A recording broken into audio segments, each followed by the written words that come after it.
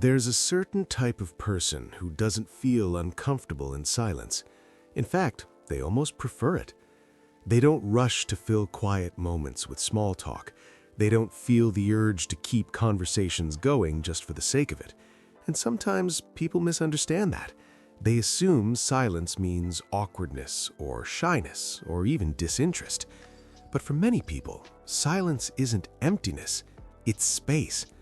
And if you've ever noticed that you feel calmer when the world goes quiet, there are usually deeper psychological patterns behind that. Because people who genuinely love silence often share some very specific traits. Not obvious ones, but once you notice them, you start seeing them everywhere. One of the first things you'll notice about people who enjoy silence is how much they observe. While others are busy talking, they're usually watching, not in a suspicious way, more like quietly collecting information. They notice tone shifts in conversations, small changes in someone's facial expression, the moment someone hesitates before answering a question. Silence gives them something most people miss: perspective. When you're not constantly filling space with words, your mind has room to process, and over time, that creates a habit. People who love silence often develop strong internal awareness because their attention naturally moves inward. They're used to thinking before reacting. They replay conversations in their minds later, analyzing what was said and sometimes what wasn't. To someone on the outside, it might look like they're just quiet, but internally, there's usually a lot happening. And that leads to another pattern. Many silence-loving people have a deep sensitivity to emotional environments. Crowded conversations, loud personalities, constant stimulation. For them, it can feel overwhelming much faster than it does for others. It's not always about being introverted. Sometimes it's simply about how their nervous system processes information. When someone is highly aware of emotional signals, tone, tension, subtle social shifts, their brain is constantly working, and silence becomes a way to reset, not escape, just regulate.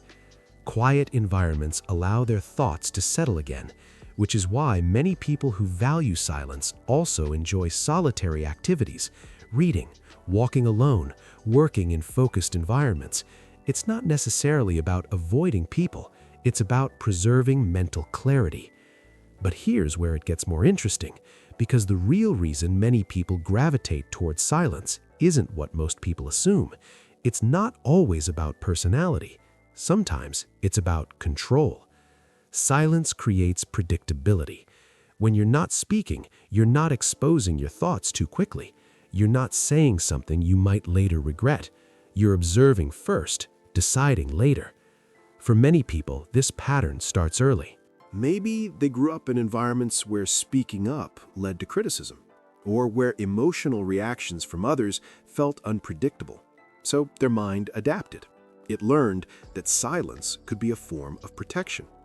When you speak less, you reveal less, and when you reveal less, you stay safer. Over time, that protective habit can become part of someone's identity. They become the quiet one, the calm observer, the person who listens more than they talk. And interestingly, this often makes others feel comfortable around them, because silence can create psychological space for other people. When someone isn't dominating the conversation, others feel heard, even if the silent person hasn't said much at all. It's a subtle social effect, but it's powerful. People who love silence often become natural listeners without even trying. And that leads to another trait that's easy to miss. They tend to value depth over volume in conversations. Surface-level small talk can feel exhausting, not because they dislike people, but because shallow interaction doesn't give their mind much to engage with. They'd rather have one meaningful conversation than 10 casual ones. They'd rather talk about ideas, patterns, emotions, and experiences, something real. And when those conversations happen, you might notice something surprising. Quiet people often open up deeply, but only in the right environment. When they feel safe, when the conversation has substance, when there's mutual understanding. Because silence doesn't mean someone has nothing to say. Sometimes it means they're waiting for something worth saying. There's also a strong connection between silence and independence. People who are comfortable being quiet are often comfortable being alone. Not lonely, just self-contained. They don't rely heavily on constant external stimulation to feel okay. Their internal world is usually active enough on its own. Ideas, reflections, memories, analysis. In some cases, silence even becomes a form of creativity.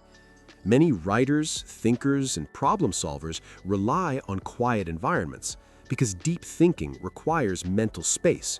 Noise interrupts that process. Silence protects it. And over time, people who value silence often develop another subtle trait. They become selective with their energy. Not everyone gets access to their thoughts. Not every conversation feels necessary. They're okay with pauses, okay with letting moments pass without filling them. And in a world that often rewards constant talking, that can seem unusual. But it's not accidental. It's a pattern. Because once someone learns that silence offers clarity, protection, and perspective, they start valuing it differently. They stop seeing quiet moments as awkward. They start seeing them as useful, sometimes even peaceful. And the truth is, people who love silence are rarely disconnected from the world. If anything, they're often paying closer attention to it. They just experience it differently, through observation, through reflection, through pauses most people rush past. And once you start recognizing that pattern, you begin to see that silence was never emptiness. It was awareness. It was protection.